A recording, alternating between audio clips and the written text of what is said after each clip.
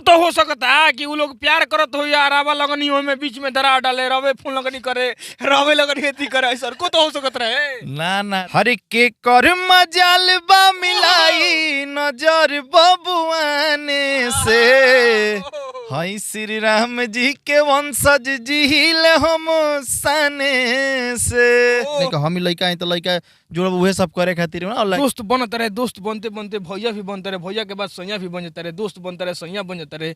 और ये का मैटर चल रहा भोजपुरी में, सब भी पुराना आशिक थे। ये सही बात बा कि गलत बात बा, ये हमारे दर्शक को थोड़ा सा बताई। नमस्कार रावा, देखो तनी शताक्षी न्यूज। अभी हम मौजूद बानी बक्सर में, और जो हमारा साथ मौजूद बा वो परिचय के मुहताज नहीं खे। परिचय के मुहताज ऐसे नहीं खे कि आजकल यहाँ के गाना बड़ा वायरल चलता है। पहले भी वो गाना बहुत ज्यादा वायरल हो रहे। आज उकरतिया जानू मिलली हो, भोरे पियवा लेके जइए हो, ओकरा बाद लगातार सफलता के मतलब ये भूल कि माने जितना भी गाना आ रहा बा, हिट पे हिट गाना आ रहा बा, चाहे पब्लिक सुने, प्यार दुलार कम दे या ज्यादा दे, बाकी गाना में दम बा। आज व्यास जी के एगो बड़ा खूबसूरत सा गाना आइल बा। गाना के जातिवाद हम ना कहब, जातिवाद हम ऐसे ना कहब कि कोनो इतिहास बा। वो गाना में बहुत सारा इतिहास छुपल बा। सबसे पहले शताक्षी न्यूज में स्वागत बा। नितेश जी का कहल चाहब? सबसे पहले बार के प्रणाम करते नहीं, और शताक्षी की जे भी देखा था हम सबके गोड़ लागत नहीं। जैसे सबसे पहले जातिवाद पे बात हुई। आज जितना भी लगातार कलाकार बड़े, लगातार जातिवाद पसवान हई, बबुआन हई, पंडितान हई, लगातार लोग करत रहा। लेकिन रवा एगो इतिहास गा देनी। इतिहास गावे के पीछे कारण का बा बाबू साहब?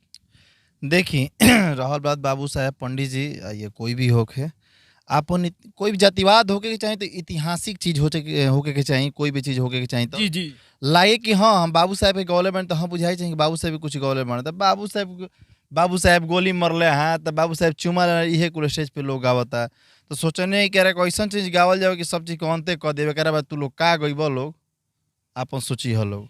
तो बाबू साहब के इतिहास देश के रक्षा और राज्य के रक्षा करे खातिर बाबू साहब पहले होते रहन, और वही इतिहास के नितेश सिंह दोहरैले बड़े। सबसे पहले हम भी और हमारे दर्शक भी वो गाना सुनने खातिर बड़ा व्याकुल बड़े।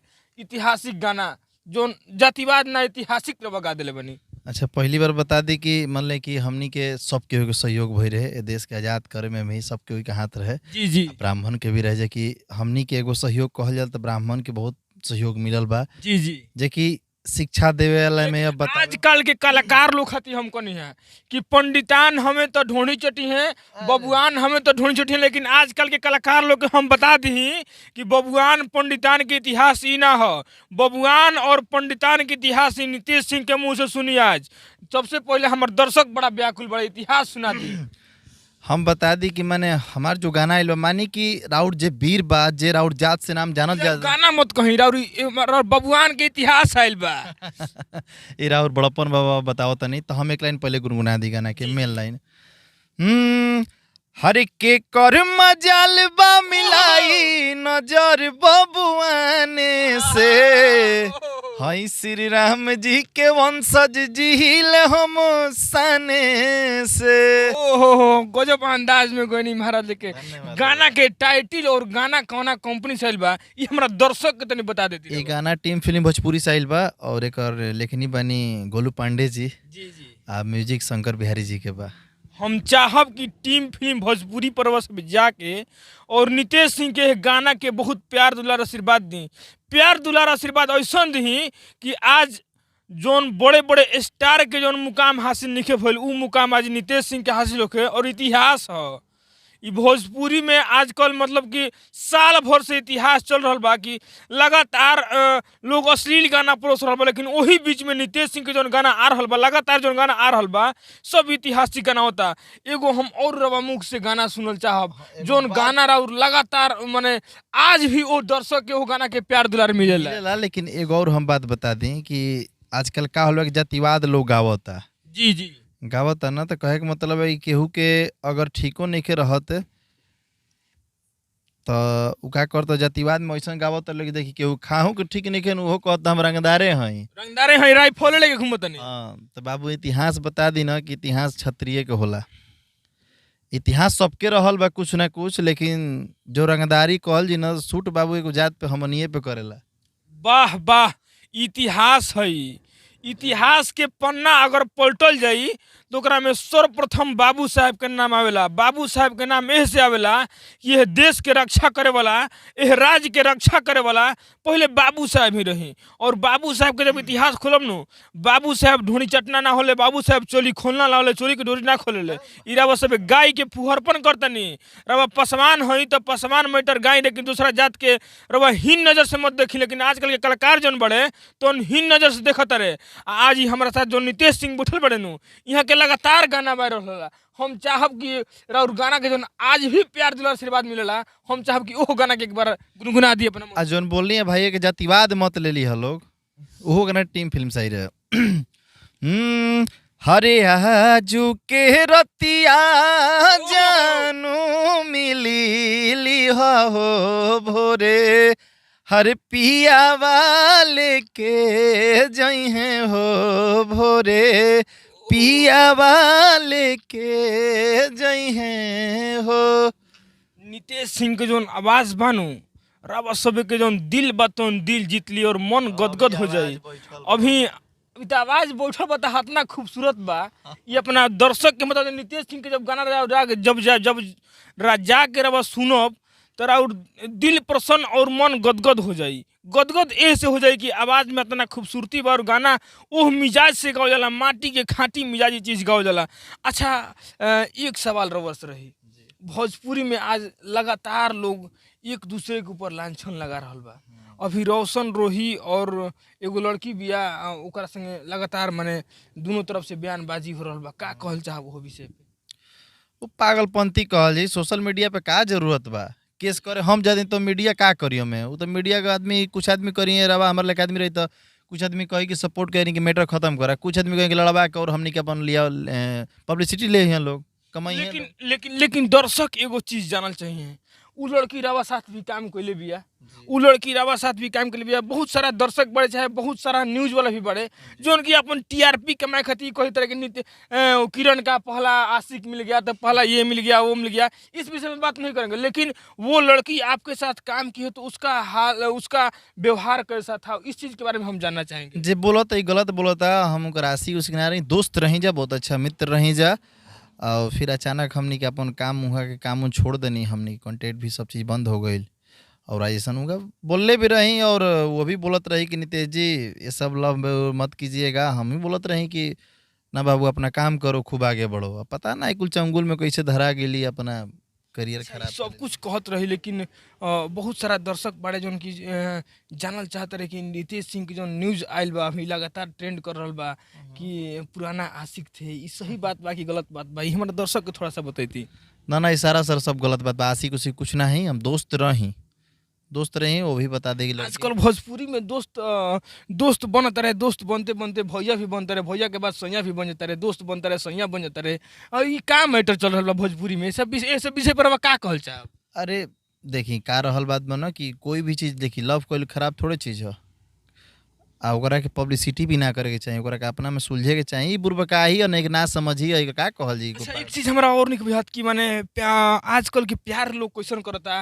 पहले के प्यार कुछ और होता रहे, लेकिन आजकल के प्यार चट मंगनी पट बिया हो जाता। नहीं तो लोग प्रेमी लातन जूतन कणाता रे, प्रेमिका ताकत रही। प्यार करे खातिर क्षमतो चाहिए ना जी। मान ली कि जब अगला के रखले बने तो करे प्यार थोड़ा होता, लोग पार करे के फेर हम रहता कि प्यार दोनों पार कैसे पार करता महाराज? पोल खोली भोजपुरी में कैसे पार होला आदमी? भोजपुरी में थोड़े होला, हर जगह ऐसे नॉर्मल लाइफ नहीं के होत। अच्छा, पार कौन चीज पार करे के फिर हम बानी माने पार दू तरीका से होला। एगो बैतरनी पार कइल जाला, 7 बंधन 7 फेरा लेके बैतरनी पार कइल जाला। लेकिन कौन चीज पार कइल चाहत हो आजकल के कलाकार लोग? आज 2-3 चीज रवा से खोल देते हैं भोजपुरी में, चाहे अदर कोई भी इंडस्ट्री हो के। कलाकारी लाइन में का होला ना कि एक दूसरा से फायदा लेवे खातिर सब लोग जुड़ेला, ठीक ना? ना कि हम ही लड़का है तो लड़का जुड़ब उहे सब करे खातिर ना, अल्लाह की संबंध भोग करे खातिर सब उहे सब करे खातिर ना, साथे काम कर मिल के। लड़की भी चाहे कि हाँ साथे मिल काम करें, इनके साथे रहब। अब रावा सोच ली कि शादी करम है करम, तो आज के युग में केहू नहीं कल चाहत, केहू ना करी। रावा नजर में की कर गलती लागत है? देखी कहे के मतलब है कि खुशबू से हमारा पहले बातचीत होत रहे 2 साल पहले, और बीच में भी बात भई रहे। तो हमारा सारा प्रॉब्लम बतौले रही कि ऐसा से बात बा, अब अचानक केस करगी सब हमरा- एक बार अपने पर्दाफाश को जाए का बातचीत होत रहे। अरे तो पर्दा फांसे में क्या करे, कुछ ऐसा बात रही तब 2 साल पहले हमनी के बातचीत होत रहे, दोस्ती वाला रहे, जी जी काम उम होत रहे, हमनी काम करत रही जा, एक बॉन्डिंग हमनी का अच्छा रहे। यही चलते फिर बीच में पता चला कि बातचीत हमनी के बंद हो गई कुछ वजह से। बात हो गला के बाद फिर अपना बॉयफ्रेंड उमर बन गेल उनकर, तो हमरा के फ़ोन भी कैले रही कि नितेश जी बॉयफ्रेंड वगैरह बढ़िया है बाबू, आगे बढ़ो जैसे हूँ तो काम वगैरह करत रही। फिर बीच में काम बंद कर दिली, पता ना क्या जाने का है। फिर बीच में हमनी के बात भई रहे कि शादी करने वाले हैं हम नितेश जी, आप आइएगा ना, करें जरूर आए, काहे नहीं आएंगे। तो शादी के पहले बीच में दरार पड़ गई ना। अब कुछ लोग कहते कि तोहरे चलते नितेश जी उ काम भइल बा, कहीं हमारा चलते काहे के भइल बा, हम का कइले बनी एमे। 2 साल पहले हमनी के ऐसा को तो हो सकता है कि वो लोग प्यार करत हो या रावा लगनी हो में बीच में दरार डाले, रवे फूल लगनी करे, रवे लगनी खेती करे, ऐसा को तो हो सकत रहे। ना त ना माने हम नीच नहीं लेकिन के। ऐसा सवाल भइल होई, ऐसा समस्या आयल हुई तबे रवा प्लान लगता। आ या फिर जोन लोग जानत हो कि नितेश सिंह और किरण के बीच में दोस्ती बा, तो ओकरा के लोग गलत नजरिए से देख के लोग कहते हो कि माने नितेश सिंह प्यार करते थे। ऐसन माता रानी दिन नहीं गिरवले कि हम जे एक बार दोबारा हमार कॉल काट देवे ना, ओकरा दोबारा फोन करी। वाह क्या बात है, ये एक भोजपुरी का कलाकार है, भोजपुरी का लाल है, अपने स्वाभिमान के लिए जीता है ना। गिर के देखिए, इस लाइन में क्या है कि आप कहीं भी देखिए, कोई म्यूजिक बनाए, वीडियो बनाए, जो कहीं पैसा देना है आपको, चाहे कंपनी आपको दे रही तो हमको दे रही तो हम भी देंगे ना। जी कहीं गिर के काम नहीं करते हैं, भैया मुझे ये चाहिए तो आप दीजिए, पैसा मांग रहे तो आपको पैसा दिया जाएगा। ये नहीं कि आपके भैया हमारे कर देंगे, मेरे अंदर नहीं है भाई, हम भाई क्षत्रिय आदमी हैं, गिर के काम नहीं करते हम। अच्छा राउर गाना एगो और हम सुनल चाहब, वो हमरा बड़ा मन के भावेला। प्यार पैंचा वाला गाना सुना दी, इससे कि दर्शक उस चीज और आज के जोन श्रोता बड़े और आज के जोन गायक बड़े ई चीज भुला गइल बलो कि हमने के भोजपुरी में कौन कौन चीज होला। करा के लोग माई बहन गावेली लोग, हर की नून पैंचा तेल पैंचा, प्यार कैसन पैंचा, आए हाय प्यार कैसन पैंचा, त गलिए गलिए खोजेलू भातार कैसन पैंचा। वाह वाह, ई गीत हमारा मन के भावेला। हम चाहब कि ई गीत जब हमारा मन के भावेला तो हमारे दर्शक भी ये गीत के सुनिए और नितेश सिंह के हर एक गाना के प्यार दुलार से बस वहीं देते रही, अनघा प्यार दुलार देते रही, अनघा प्यार दुलार ऐसे देते रही कि नितेश सिंह आज भले ही जौन मुकाम पे होखस, लेकिन आवे वाला समय के स्टार बड़े और आवे वाला समय के इतिहास में जौन लोग चीज़ नइखे गावत वो चीज़ यहाँ के गावे नहीं। तब मिले तानी फिर कोई और भी के साथ और कलाकार के साथ भोजपुरी के अलग अलग मिजाज में।